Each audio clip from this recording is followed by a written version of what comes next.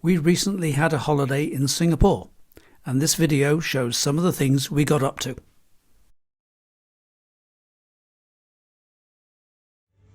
This is the Marina Bay Sands Hotel development.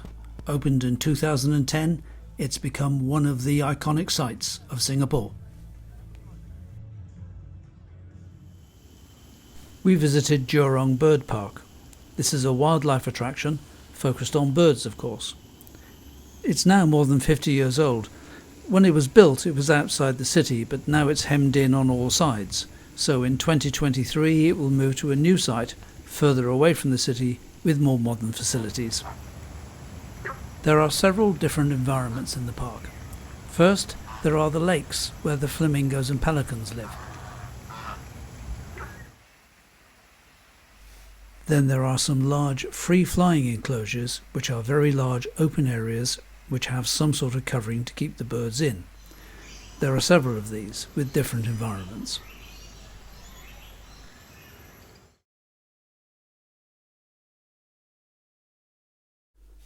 Finally, there are a number of traditional caged aviaries. These were the least satisfying and enjoyable parts of the park.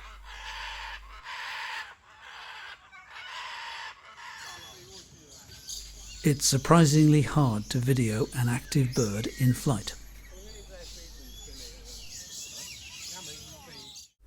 At one point we encountered a decidedly non-avian resident, a green iguana. Despite their fearsome appearance, they're herbivores. They're imports from Central America, but look thoroughly at home in Singapore, and are undeniably beautiful. Gardens by the Bay is a large open-air garden area with 2 climate-controlled domes. The open-air gardens are free to wander around in, but entry to the domes is chargeable. The Cloud Forest Dome is an attempt to recreate the ecology that exists at high altitude on a tropical mountain. You enter the dome at the base of the mountain, ascend to its top in a lift, and then slowly descend via various walkways back to ground level. It's both beautiful and dramatic. There's also a serious intent. There's a lot of educational information on display about the ecology you're looking at and the risks to it from climate change.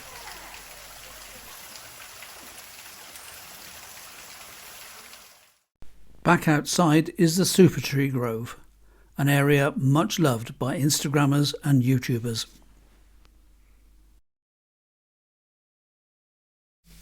We walked the entire length of the Singapore River one morning, plus a canal extension at its end.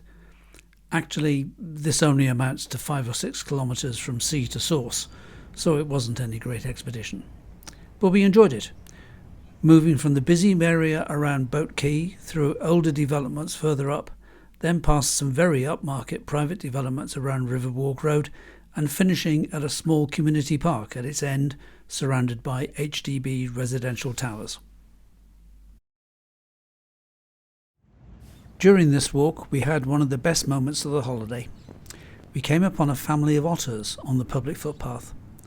Once absent from Singapore, they've repopulated the island naturally in recent decades.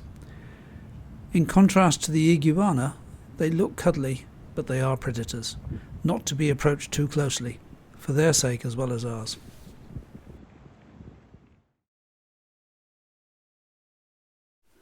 We visited the Botanic Gardens. They're a mixture of formal gardens and wilder terrain. There's even a bit of original tropical rainforest, to which public access is not permitted. Mainly, however, they're the home of the National Orchid Collection. Orchids are the national flower, with over 600 species and hybrids on display. And we saw just a few. Very beautiful though.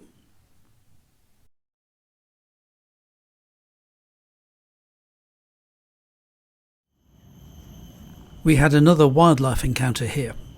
This is a monitor lizard, which is a predator native to Southeast Asia. Mainly it eats fish, but among the other things it will eat if it gets the chance are baby otters. Boo hiss. There is a nightly light and water show at Marina Bay. We saw it a few times while walking along the Esplanade. I spotted that there seemed to be more happening on the other side of the bay, and a few nights later we took ourselves over there. Much more spectacular. Enjoy the show.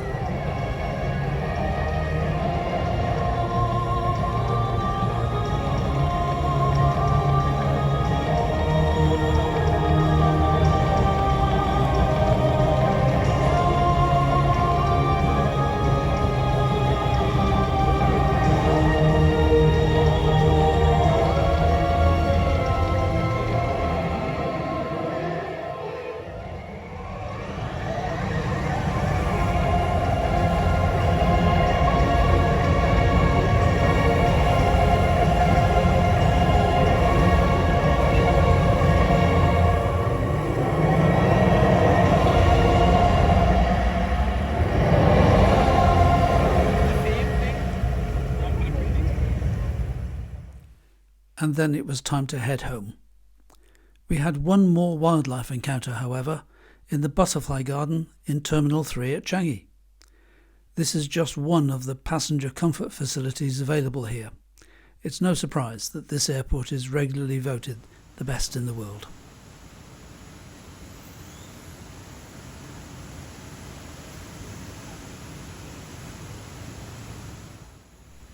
All being well, we'll be back one day.